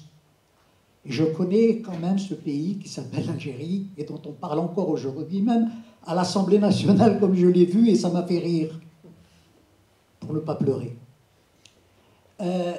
Donc, je ne vais pas parler de l'Algérie. Je vais parler de la bande dessinée qui m'a beaucoup plu, qui m'a beaucoup emballé, qui m'a beaucoup passionné quand j'étais petit, quand j'étais enfant. C'était après la Deuxième Guerre mondiale, l'American Way of Life, le lendemain donc en pleine guerre froide. Je parle des bandes dessinées d'Indiens et de cow-boys que je lisais beaucoup, que je lisais en cachette parce que mon père ne voulait pas. Pour lui, c'était pas bien. Il faut lire des romans, Anatole France, etc. Mais je le lisais avec beaucoup de sentiments de culpabilité parce que c'était en cachette. Alors, qu'est-ce que m'ont laissé ces bandes dessinées? Elles m'ont laissé l'idée qu'on peut falsifier l'histoire, mais d'une manière incroyable. Les Blancs, les cow-boys, c'était les bons, les beaux. Les autres en face, c'était les méchants. Geronimo, Cochise, Sitting Bull. Et ils sont devenus des personnages de bande dessinée alors qu'ils font partie de l'histoire des États-Unis, d'Amérique. Et on n'en parle pas encore aujourd'hui. Personne n'en parle. Alors je suis resté attaché à ça et j'ai compris par la bande dessinée qu'il fallait faire très attention. Et mon père m'a expliqué plus tard, il m'a dit, je ne voulais pas que tu lises ça parce que ça véhicule des mauvaises idées. Parce que l'Africain est mal vu dans les bandes dessinées. C'est un nègre qui parle petit nègre, comme dans Hergé. Et les Arabes, c'est encore pire. Je me souviens des bulles où on choisissait quelques lettres en arabe qui ne voulaient rien dire. Et ces gens-là parlent de quelque chose qu'ils ne connaissent pas. Comment peut-on connaître un peuple si on ne connaît pas sa langue? Moi, je pars de ce principe. On ne peut pas connaître un peuple sans connaître sa langue, ses nuances, ses subtilités. Vous avez parlé du Derzo, vous avez parlé de Goscinny, des Corses. Astérix chez les Corses. Eh bien, les Corses, c'est des fainéants. Ils dorment sous l'olivier et ils n'ont pas à ramasser les olives parce que ça tombera tout seul. Vous voyez comment on véhicule des idées? Des idées comme ça? Eh oui, c'est comme ça que ça se passe. Excusez-moi, j'ai l'air d'être un peu en colère, mais je ne suis pas en colère, je suis un peu passionné. Vous me donnez l'occasion de parler de ça, merci, parce que ceux dont je voulais parler, dont je parle, les Indiens d'Amérique, jamais je ne les oublierai de ma vie. Jamais de la vie je n'oublierai ces hommes. Parce que j'ai tellement aimé les bandes dessinées où on les montrait hurlant comme des sauvages, tuant avec un tomahawk, je me souviens des mots, c'est-à-dire une hache. C'est avec ça, c'est comme ça qu'on montrait. Et je vais terminer maintenant sur le volet algérien, si vous permettez, très rapidement. J'aime beaucoup les bandes dessinées de Ferrandez, qui a fait beaucoup de travail, qui a essayé d'objectiver un peu cette histoire difficile. Lui, c'est un pied-noir, d'origine pied-noir, il ne connaît pas l'arabe. Comme par hasard, il ne connaît pas. Eh bien, c'est plein de préjugés. C'est plein d'a priori, de lieux communs. Ces bandes dessinées qui paraissent objectives ne le sont pas. Et la question que je vous pose, s'il vous plaît, est-ce que c'est possible d'être objectif? Parce que qui c'est qui dessine? Ce sont des femmes, ce sont des hommes. C'est tout, c'est pas des bons dieux. Ce sont des gens qui eux aussi sont soumis à leurs a priori. Mais ils croient savoir. Souvent, ils croient savoir. Ils prétendent savoir. Mais moi, je crois qu'il faut beaucoup de modestie. Beaucoup de modestie quand on dessine, la pédagogie de l'image. Et les événements nous ont montré, hélas, drames, tragédies, qui sont suivis lorsqu'on ne fait pas attention. Lorsqu'on ne fait pas attention à ceux à qui on s'adresse, à leur âge par exemple. Voilà. J'aurais tout dit. Merci beaucoup. D'où l'intérêt, et c'est le choix que l'on a fait, d'inviter une autrice qui parle non pas des autres, mais d'elle-même, de ses origines, de ses parents, de la vie réelle qu'elle a vécue et qu'elle a vécu à son arrivée en France, du développement de sa famille, de l'évolution sociale, l'évolution aussi dans le territoire qu'est la région parisienne. Et c'est ce genre d'auteurs et d'autrices que nous, on souhaitait valoriser. Moi j'entends ce que vous dites, parce que c'est vrai qu'en ayant grandi en France, par exemple, le regard que les Français ont de la Chine au travers de la presse, et ben moi j'en ai vachement souffert. J'en ai vachement souffert et c'était toujours les Chinois, c'est made in China, c'est cheap, et ça a toujours été envoyé à une mauvaise image. Et même quand je fais justement des interventions dans des écoles, et ben des fois les enfants peuvent réagir hyper violemment, comme si moi je devais représenter toute la Chine et expliquer ce qui se passe politiquement en Chine. Et donc il faut, voilà, et ça c'est pour ça que je dis que c'est très difficile, parce qu'il ne faut pas se servir comme étant un modèle. Je ne suis pas du tout un modèle, Et surtout, il ne faut pas confondre les habitants et la politique mise en place. Mais ce qui est vrai en France, hein, il ne faut pas confondre les hommes politiques et les habitants de la France. Et ce que je veux dire, c'est que moi, je le comprends. Parce que vraiment, je sentais que voilà, la manière dont on parlait de la Chine, la manière dont on parlait de la banlieue, ce que ça pouvait renvoyer au cinéma des jeunes, de la violence qu'on pouvait avoir en banlieue, etc. En fait, ça me mettait vachement en colère. Parce que je me dis, mais en fait, ça véhicule des stéréotypes. On raconte toujours les mêmes histoires, et c'est toujours les mêmes histoires qu'on raconte, et c'est toujours les mêmes personnes qui les racontent. Et en fait, à quel moment on demande aux gens concernés ce qu'ils en pensent. Et c'est pour ça que quand j'ai commencé Les Saveurs du Béton, moi, j'ai quand même fait un travail de recherche auprès des habitants du quartier. J'ai enquêté, j'ai vu l'assistante sociale du quartier, j'ai vu un réalisateur qui a travaillé sur l'Anou, en fait, qui dit, ce réalisateur, la même chose que moi, qui dit bah, ce lieu est un lieu un peu fantasmagorique, la cité de l'Anou. On vient faire des films, des clips de rappeurs, donc de voitures brûlées, d'armes, etc. Et après, hop, ils rentrent chez eux, et nous, les habitants, ben on a une super mauvaise image qui est véhiculée. Et on n'en profite pas de ces tournages-là. Et ce réalisateur, Michael, me disait, mais je suis tellement content que toi, en tant qu'habitante, et en tant que concernée, tu racontes ton histoire, parce que du coup, là, on change. En fait, le prisme et le regard changent d'un coup. Et ça manque, en fait. Et ça manque parce que, tout simplement, dans ces milieux-là, littérature, illustration, bande dessinée, moi ce que je ressens, c'est quand même c'est des métiers extrêmement difficiles, précaires, il faut quand même le dire. Hein. Il y a beaucoup de gens qui vivent sous le seuil de la pauvreté en exerçant ce métier-là. Et en fait, bah, qui est-ce qui peut se permettre de faire une bande dessinée ? Bah, c'est souvent des fils d'eux, des filles d'eux, etc. Donc en fait, c'est pour ça qu'on véhicule toujours les mêmes histoires. Et pareil en cinéma, hein, c'est la même chose malheureusement. Voilà. Ouais, et donc en fait, quelque part, le système s'entretient comme ça. C'est pour ça qu'on renvoie toujours aux autres ces histoires-là. Et qu'il faut casser ça. Donc en fait, pour casser ça, il faut générer de nouvelles représentations. Et comment est-ce qu'on génère de nouvelles représentations ? Bah, on se montre, on dit voilà, moi je suis là, j'ai fait cette bande dessinée, je vais dans des écoles, je leur dis bah, écoutez, racontez votre histoire, c'est important. Vous voyez comme, en fait, on peut changer l'imaginaire des gens. En fait, moi, c'est ça qui me plaît dans mon métier, c'est qu'on, d'un coup, les gens, ils se mettent en empathie, et là, c'est plus... c'est pas n'importe quel immigrant, immigré qui arrive. Là, c'est non, en fait, c'est des personnages, on les suit. Et c'est ce que je dis tout à l'heure, c'est que moi, je veux que les gens, en lisant mes livres, ils se baladent avec moi et qu'ils ressentent, en fait, les événements. Parce que c'est vrai que j'en ai pas parlé, mais mes parents se sont tous les deux fait agresser.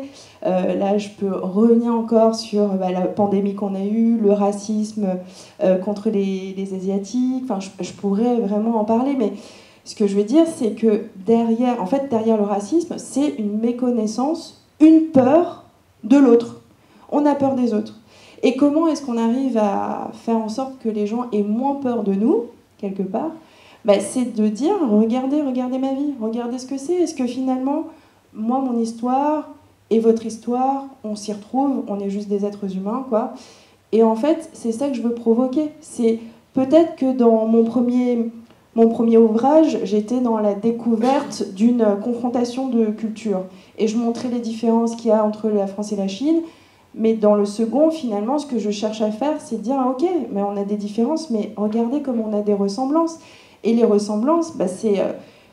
en fait, peu importe que ça soit asiatique ou pas, finalement, c'est juste, on est des immigrés, on demande d'avoir nos papiers, on demande d'être bien traités, on ne veut pas être du bétail, on va à la préfecture. Et ça, c'est ce que vous me disiez tout à l'heure, hein, c'est l'histoire de beaucoup de gens. Voilà. Et donc, peu importe que ça soit la Chine, Hong Kong, l'Algérie, etc., c'est important en fait, qu'on donne de nouvelles représentations. Voilà.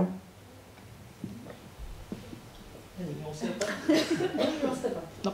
Alors pour l'Algérie, vous avez tous les ouvrages de Farid Boudjelal, qui est le frère de celui qui a racheté le Racing Club de Toulon, qui raconte l'histoire de sa famille entre l'Algérie, une partie, et l'autre partie de sa famille est arménienne.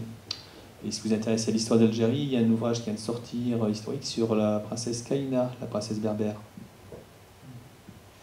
Mais même, je continue à me méfier beaucoup, et je me méfierai tout le temps. Tout le temps. Quand je lis des bandes dessinées surtout, d'ailleurs j'en lis pas beaucoup, c'est pas ma... Eh bien, il faudrait en lire davantage déjà. C'est pas mes lectures. Alors après... Mais si je les lis, je dois le faire. Je dois le faire avec le plus de, de scrupules, de recul possible. Alors, parce que moi aussi j'ai été enseignant, monsieur, et j'ai eu affaire à des élèves. C'est bien. Alors, donc, je faisais toujours attention. J'ai juré de ne commencer quelque chose que si j'avais pris des précautions, ce qu'on appelle les précautions épistémologiques, dans tous les domaines. Parce que la bande dessinée, il y a du pire et du meilleur qui se mêlent inextricablement. Et c'est pour ça que mon brave père est allé trop loin peut-être, me les a interdites. Mais par la suite, je me suis rattrapé. Mais attention, mais avec un autre regard, plus neuf. Alors, il faut se méfier des images, certes, parce qu'elles peuvent mentir, et il ne faut pas les prendre comme telles. J'ai oublié ce que je voulais dire. Je sais pas, tu veux pas nuancer mon propos? Non, donc, non, la bande dessinée reflète la société, on l'a vu sur Tintin et ailleurs. Les bandes dessinées d'aujourd'hui sont pas celles d'il y a 20 ans, sont pas celles d'il y a 30 ans. Partir de l'humain, on rentre en empathie avec quelqu'un parce qu'on se rend compte qu'on est tous pareils, qu'on peut, voilà, que ce soit l'ouvrage de Kay, l'ouvrage de Farid Boudjelal ou autre. Mais rentrer dans une histoire, ça peut être important en ayant des préventions, que ce soit sur... est-ce qu'un ouvrage historique peut être... on se base sur des faits. On se base sur des faits, on se base sur des personnages. Mais c'est vrai que dans les années 50-60, on lisait beaucoup... Alors les jeunes maintenant lisent les mangas parce que c'est ce qu'il y a de moins cher. C'est des petits ouvrages souples, on racontait plein d'histoires, qui racontaient ce qu'on pensait à l'époque. Il faut laisser emporter par l'histoire en sachant que ça a véhiculé certaines choses. Je n'avais pas du tout nuancé.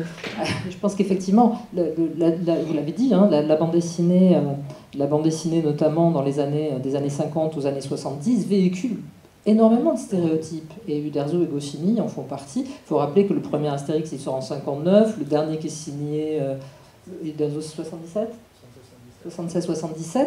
Donc on est dans ces années aussi où il y a aussi, enfin je me rappelle 73-74 Dupont-Lajoie, on est quand même dans des années où le racisme s'exprime librement, et notamment un racisme anti-arabe, disons-le, hein, enfin, qui est là, qui est présent. Les stéréotypes sont là, mais je crois que vous gagneriez à relire de la bande dessinée aujourd'hui parce que justement c'est quelque chose qui évolue. Et que ce qui est beau aussi, dans toute forme d'art, c'est que ça évolue. Le cinéma comme la bande dessinée. Et qu'on s'éloigne. Vous avez cité Ferrandez. Ferrandez, il a une vision sans doute qui est sa vision partisane sans doute des choses, mais je le connais mal, donc je serais bien mal avisée d'en parler. Mais je crois qu'effectivement, Laurent l'a dit, quelqu'un comme Farid Boudjelal a écrit de très belles choses, notamment toute la série des Petits Polios, où il raconte son enfance, c'est vraiment très très beau. Il y a quelqu'un comme Alim Mahmoudi aussi, qui a écrit notamment pas mal sur l'immigration algérienne, et qui a notamment mis en scène et en bande dessinée le 17 octobre 61, comme peu l'ont fait. Donc voilà, il y a quand même des auteurs aujourd'hui qui se préoccupent et qui se saisissent de la bande dessinée pour dire autre chose. Et puis, il faut quand même pas oublier que malgré tout, il y aura toujours ce type de débord parce que la bande dessinée, quand elle n'est que de la fiction, est une vision d'auteur. Et que cette vision d'auteur-là n'entend pas non plus forcément s'attacher à la réalité des faits, et qu'il faut bien distinguer effectivement ce qui se prétend du documentaire ou du reportage et ce qui se dit de la fiction, parce que là, effectivement, on peut avoir un grand écart. Mais je crois qu'aujourd'hui, il y a de plus en plus de bandes dessinées documentaires qui, justement, viennent contredire un peu tout ça et contredire ces stéréotypes, et qui amènent justement à penser autre chose. Et y compris par la forme de l'humour. Je pense... sur la table, la petite histoire des colonies françaises par Autodis et Grégory Jarry. Autodis. Le raccourci. Qui est très intéressant parce que dans un style très stylisé, en fait, il raconte cette histoire de France, des colonies, jusqu'au tome 5, donc qui est celui consacré aux immigrés. C'est très documenté, pour le coup. Et là, c'est fait en plus avec pas mal d'humour et dans un style très ironique et assez accessible. Donc c'est vrai qu'on trouve de tout. Et vous pouvez le récupérer pour le lire au fond documentaire. Non, je voudrais surtout pas que vous croyiez que j'ai non. un respect pour les bandes dessinées et que... Un petit peu quand même. Vous inquiétez pas. Non, pas du tout. On voit l'influence de votre père quand même. Nous, on veut juste vous dire qu'il y a dans toutes ces nouvelles, dans tous ces nouveaux auteurs-autrices, et dans cette nouvelle bande dessinée qui s'appuie sur le vécu, sur la réalité d'une vie pour se mettre à écrire, eh bien, on a, nous, sélectionné un certain nombre d'ouvrages au fond documentaire. Et on le fait de manière, vous le savez, sérieuse, et vous pouvez venir et pouvoir les consulter. Je voulais dire peut-être que le ton que j'ai utilisé, la passion m'a entraîné à peut-être exagérer un peu. C'est vrai, c'est sûr. Mais seulement, attention, j'ai beaucoup de respect pour tous ceux qui ont travaillé pendant des années pour nous donner des images comme Ferrandez en Algérie, comme Madame... pour la Chine. Bien sûr que c'est formidable. Hein, bien sûr que c'est formidable. Ça nous permet, ne serait-ce que de discuter, de ne pas être d'accord ou d'être d'accord. Et puis les travers dont vous avez parlé, on les retrouve dans la littérature, bien sûr. On les retrouve dans le cinéma, on les retrouve partout. Et en moi et chez les gens. Tout à fait. Une autre question? Voilà. Merci. Madame? Il y avait Monsieur et madame. et madame. Alors, messieurs, j'ai entendu par rapport à l'Algérie, et ce serait vraiment un grand plaisir qu'on discute tout à l'heure, et pourquoi pas une BD de Judy Atoumi qu'on a reçue il y a 3 ans à Nantes, et c'est l'une des personnes qui a le plus écrit sur la guerre d'Algérie, et qui nous a quittés au mois de septembre. Moi, c'est un domaine que je ne maîtrise pas trop, en tout cas, je suis content d'être là, parce que merci aux personnes qui ont permis d'être là. Je connaissais qu'une seule personne, je suis originaire du Congo, je connaissais Barli Barouti, qui est... qui vit maintenant en Belgique, en fait. Et je voulais vous poser une question. Est-ce que vous avez déjà imaginé votre travail emmené sur scène? C'est-à-dire scéniquement joué, adapté sur scène? Ça, c'était ma question. Et comme nous sommes le 30 juin, le 30 juin, c'est la date de l'indépendance du Congo. Et donc, tout le monde a C'est pour ça qu'on a choisi la date. Et voilà. Donc, je suis obligé de parler un petit peu de Hergé, du coup. Et j'aimerais juste savoir votre positionnement lorsqu'il y a eu un procès qui était intenté contre Hergé il y a quelques années en Belgique. Donc ça, c'est un point. Un deuxième point, quels sont vos positionnements sur des BD comme... Mort par la France, qui est sorti aux éditions à Rennes, qui retrace l'histoire de Tiaroy avec Armel Mabon. Merci. On prend les questions dans l'ordre ou comment? On répond fleuve. Il nous reste 5 minutes. 5 minutes, ok. La question de la mise en scène est intéressante parce que en fait, il se trouve qu'à la sortie de la première BD, j'ai été contactée par des producteurs en film d'animation. Et à la sortie du deuxième, j'ai été contactée par des gens qui voulaient le faire en cinéma. Et il faut savoir que de là où je viens, c'était complètement inimaginable pour moi de penser faire du cinéma, faire des films d'animation. Et en fait, ça a réveillé quelque chose en moi. Avec l'actualité, ce qui s'est passé sur la pandémie, le racisme contre les personnes asiatiques, en fait, ça m'a donné du courage, moi. Et parce qu'en fait, quand même, faire de la BD, c'est un peu un boulot d'autiste où on est toute seule en train de dessiner pendant des heures, des mois sur sa table et on se fait mal partout.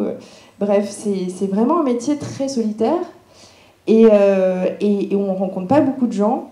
Et je me suis dit, en fait, à un moment donné, avec l'actualité, avec la petite graine qu'on m'a mise de pourquoi pas faire du cinéma, je me suis dit, ouais, en fait, pourquoi pas faire du cinéma? Donc là, je travaille pour essayer d'élargir les domaines dans lesquels je pourrais exercer. Mon souhait, peut-être un jour, j'arriverai à faire même un court-métrage, mais en tout cas, j'aimerais justement aller vers d'autres médiums, d'autres façons de s'exprimer, parce qu'en fait, on manque tellement de représentation, et c'est tellement important que je dois un peu me battre pour ça en fait. Donc je vais le faire. Enfin, je vais essayer, je vais tout mettre en œuvre pour essayer de le faire. Voilà.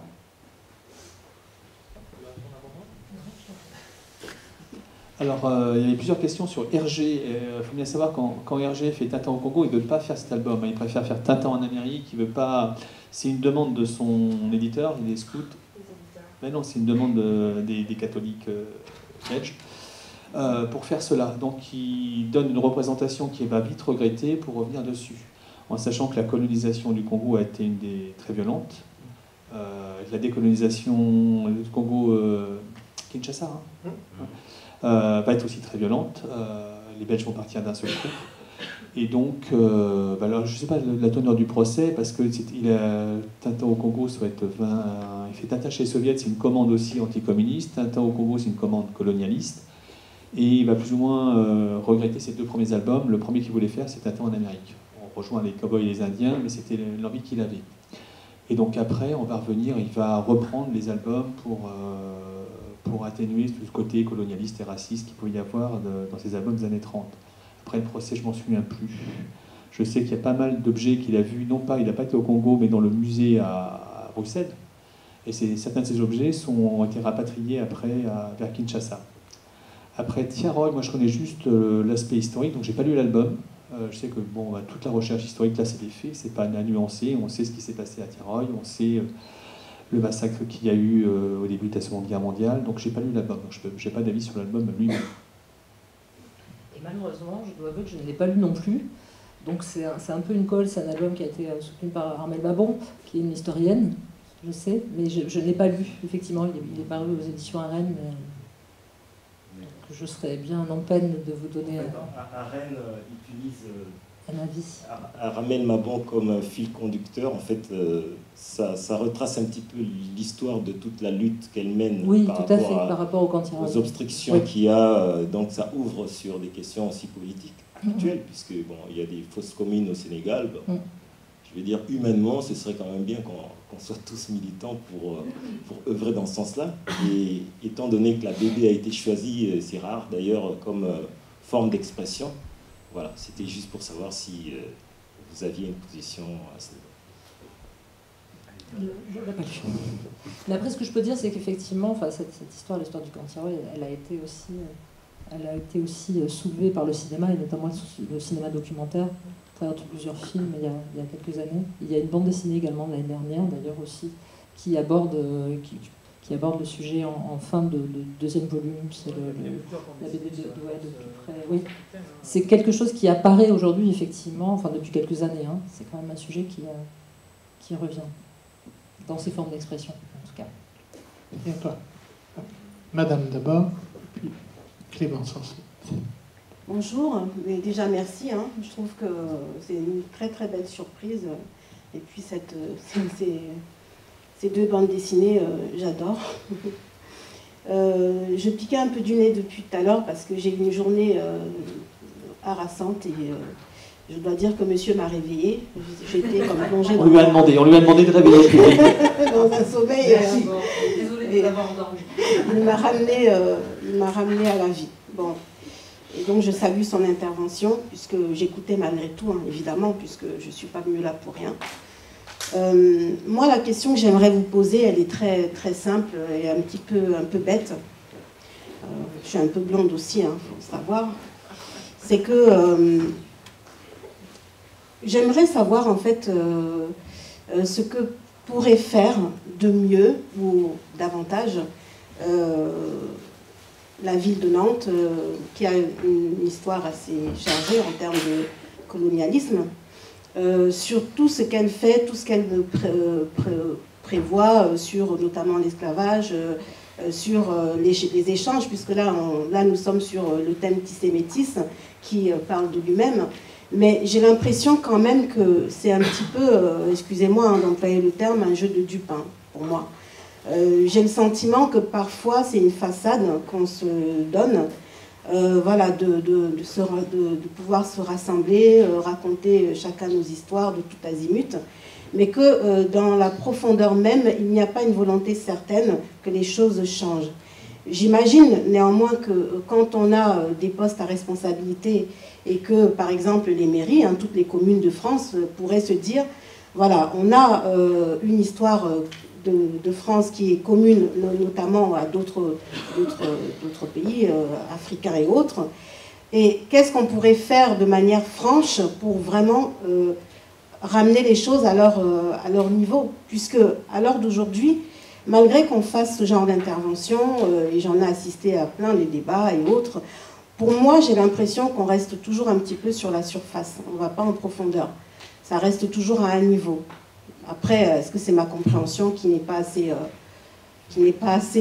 assez soutenue? C'est possible. À un autre niveau, je vais prendre l'exemple que la dame a donné tout à l'heure sur les migrants, en disant que oui, c'était un peu étonnant de ne pas voir les femmes, alors qu'on sait bien qu'il y a eu beaucoup même d'histoires sur les femmes qui étaient enceintes, celles qui ont donné naissance, celles qui sont mortes dans l'eau avec leur enfant. Donc c'est quand même curieux que des gens qui sont censés investiguer sur ce genre de choses, même un enfant de 10 ans, qui ne serait-ce que suit les informations, ne remarque pas ce type de choses. Alors moi, ma question, c'est, j'imagine peut-être, et peut-être même à tort, que c'est peut-être de manière consciente, volontaire, que ces choses ne sont pas mises en exergue. Mais alors la deuxième question, ce serait pourquoi? Voilà. Alors, je vais juste vous dire que nous ne pourrons pas répondre à votre première question fort intéressante, parce que nous sommes antisémitistes. Nous sommes complètement indépendants sur nos choix et nos décisions et les sujets que nous traitons et que nous travaillons. La politique, qu'elle soit sur effectivement l'accueil des migrants, qu'elle soit la politique mémorielle, mais je pense qu'il y a quelqu'un derrière vous qui pourra vous en parler après le débat. Mais c'est un choix politique de la ville de Nantes et je pense qu'il faut s'adresser lorsqu'ils sont là aux élus concernés. Vous pouvez même faire un courrier sur le sujet, je pense que vous aurez une réponse. Donc nous, on ne peut pas vraiment répondre sur cette question-là. Ce que l'on sait, c'est qu'à Nantes, des choses sont faites. Dans d'autres villes, il n'y a rien. Maintenant, effectivement, pour aller dans le fond des sujets, c'est aussi nous, la société civile, on doit s'en emparer. Que l'on soit en accord ou en désaccord, on doit s'en emparer intelligemment au travers d'initiatives comme celle-ci, au travers d'autres initiatives, notamment sur la mémoire, parce que la question de la mémoire à Nantes, elle est traitée de différentes formes avec différents acteurs associatifs et on est dans une ville où on s'interroge, où on se pose des questions, de par l'histoire de cette ville et de par aussi la population qui forme la population nantaise. La présence et la place des migrations à Nantes, puisque nous, Tissémétis, c'est le fondement même de nos interrogations, du quotidien de ces populations, elle est extrêmement présente et extrêmement active dans la société. Elle n'est pas là, la population issue de l'immigration, elle n'est pas là juste pour être à Nantes. Elle n'est pas venue pour, juste dire je suis de passage. Non, elle est installée, elle vit, elle est au quotidien dans la ville, elle est fait cité, cité, citoyen. On doit justement, et nous, Tissémétis, on permet cette possibilité de leur laisser la parole et puis d'accompagner toutes ces problématiques. Mais nous ne sommes pas la ville de Nantes. Et je pense que sur le deuxième sujet, je vais vous laisser parler.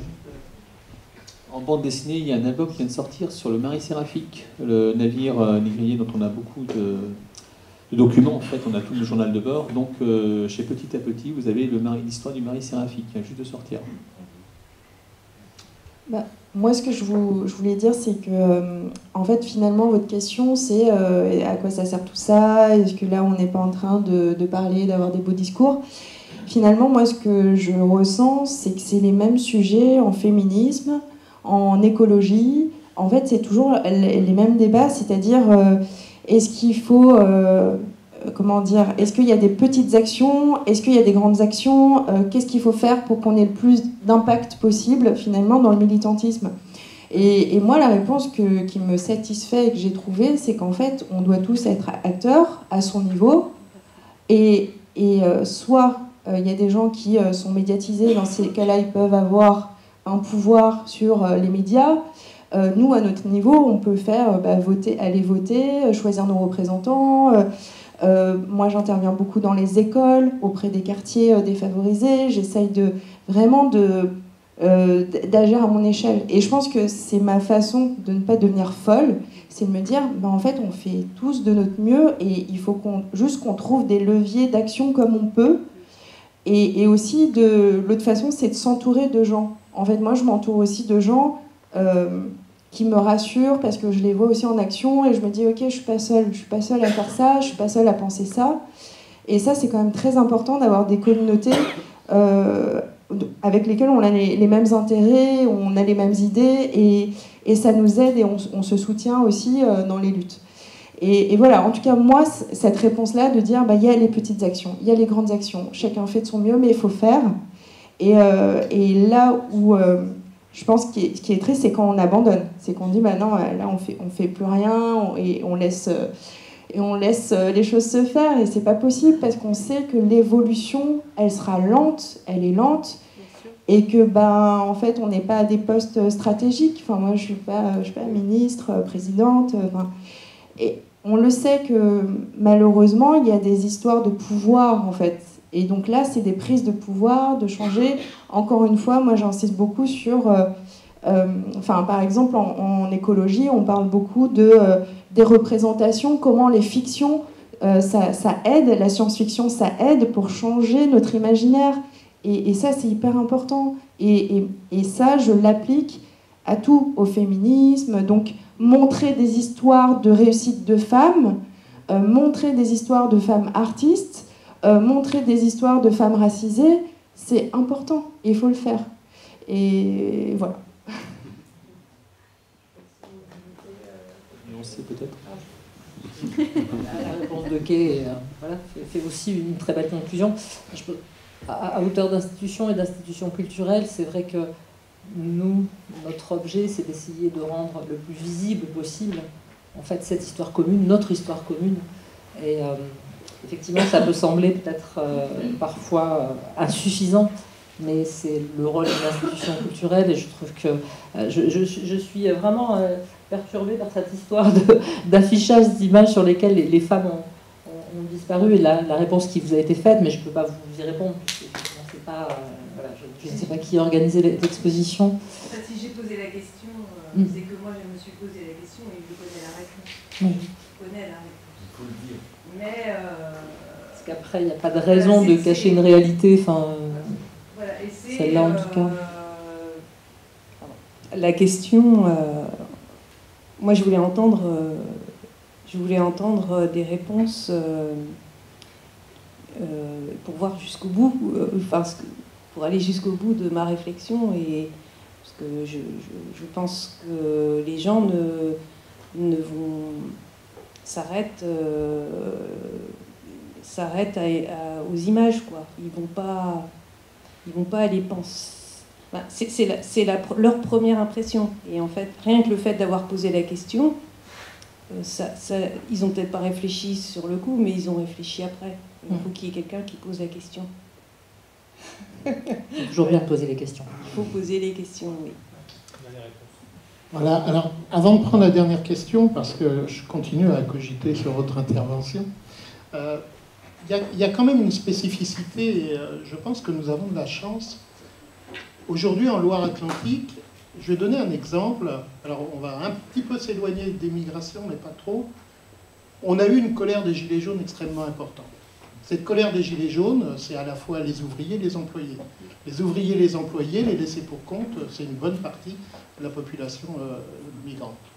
Et pourtant, en Loire-Atlantique, où cette colère a été forte, dans les urnes, elle n'a pas donné la possibilité à un député du Rassemblement national de représenter la Loire-Atlantique à l'Assemblée nationale. Ça veut dire aussi que le travail que nous tous avons fait de militantisme, d'interrogation, de se dire, ben voilà, il y a des sujets qu'il faut aborder parce que c'est important dans notre société d'être là, issu de la réalité, du quotidien d'une population, de se poser des questions ensemble et puis d'échanger. Ça aussi, ça permet, dans les mentalités, qu'il n'y ait pas forcément, on ne peut pas tout, je dirais, faire au travers de ça, mais on peut au moins donner la possibilité aux gens de s'interpeller, de s'interroger, et puis de vouloir être positif dans le vivre ensemble. Et c'est vraiment, et la présidente de Tissé Métis qui est ici, c'est son credo, lorsque l'on lui propose des actions et des thématiques, c'est son credo de dire oui, mais à condition qu'on aille vers le plus de monde possible et qu'on soit largement ouvert à l'ensemble de la population. Voilà. Dernière question, Clémence ? Oui, bonsoir à tous. Moi, j'avais une question. Je suis un peu une bille en BD. J'ai connu aussi la BD comme monsieur très jeune avec... moi, la BD, ça ressemble... comment dire ? Ça représentait une certaine simplicité d'accès, en tout cas, puisque l'image, comme l'Edith d'Ascali, venait traduire un peu ou soutenir des mots peut-être un peu compliqués pour mon jeune âge. Là où je me posais la question, la question que je voulais poser, plutôt, c'était en quoi la question de migration et la BD sont intrinsèquement liées.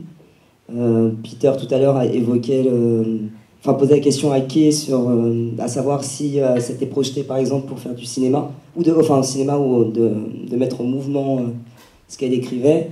La BD, moi, ça me fait penser aussi un petit peu à la première étape de création pour un film, c'est-à-dire les storyboards. Maintenant, je me demande aussi si la question entre la migration et la BD, ce serait pas tout simplement une sorte de représentation du mouvement, peut-être, puisque la migration, c'est aussi un mouvement. Est-ce que le point commun entre la BD et la migration, ce ne serait pas justement l'art d'animer les mots avec des images, donc du mouvement? C'est une question que je me pose. C'est artistique, non?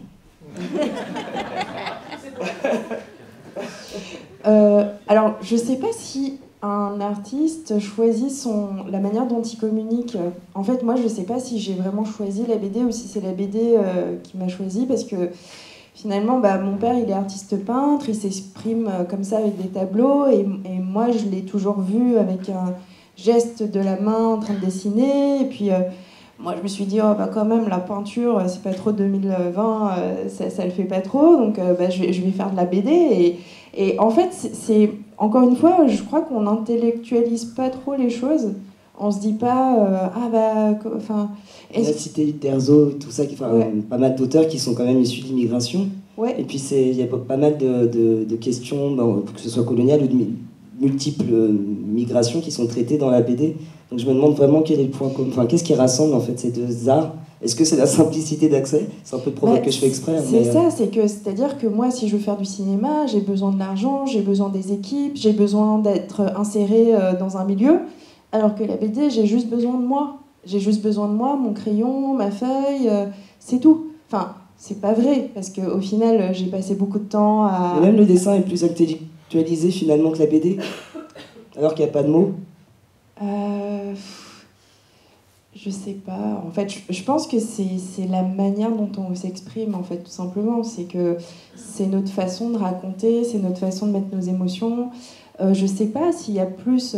Stéphanie, tu me diras, est-ce qu'il y a plus d'auteurs qui font des romans? C'est peut-être encore plus facile d'écrire... je sais pas, d'écrire un roman que de faire une bande dessinée, j'en sais rien. En fait, c'est pas du tout la même chose. Moi, en tout cas, pour ma part, c'est cette façon-là que j'ai. Je trouve beau, en fait. Je trouve que c'est élégant. C'est-à-dire que moi, j'aime bien l'idée de me dire j'ai juste besoin de ma tête, de mon crayon et de mes feuilles pour pouvoir créer quelque chose. Et je pense que je serais douée comme chanteuse, je ferais autrement, ou je serais douée, je sais pas, dans la comédie, dans le théâtre, je ferais autrement. Mais moi, c'est comme ça, c'est par ce biais-là. Et voilà, quelque part, on choisit. Enfin, je sais pas si on choisit, le média sur lequel on s'exprime, quoi. Je pense que la question de la migration, elle énerve en fait toutes les expressions et toutes les formes d'expression artistique. Après, effectivement, chacun se saisit du médium qui est le sien, mais on peut tisser des liens très étroits aussi entre migration et cinéma, à peu près sur les mêmes fils. Pareil pour la littérature, donc finalement, non, c'est plutôt ce qui va convenir pour raconter une histoire sur une histoire ou une autre, mais non, on pourrait parler des mêmes liens, on pourrait parler pendant des heures des liens entre cinéma et migration, et idem dans la littérature. Donc je pense que c'est vraiment après, effectivement, le choix d'un médium qui décide d'aller... Après, je ne répondrai pas sur la question du mouvement en bande dessinée, mais si on parle de mouvement, le cinéma est davantage encore dans le mouvement, et on peut considérer à l'inverse que la littérature est aussi dans le mouvement, dans la mesure où de toute façon on va d'un point A pour arriver à un point B, et comme toute forme de création. Donc, en gros, c'est pas lié. En fait, le sujet n'est pas lié à la forme. Enfin, c'est-à-dire que on peut faire du cinéma, du théâtre, du chant, et on peut parler d'immigration de 1000 façons différentes.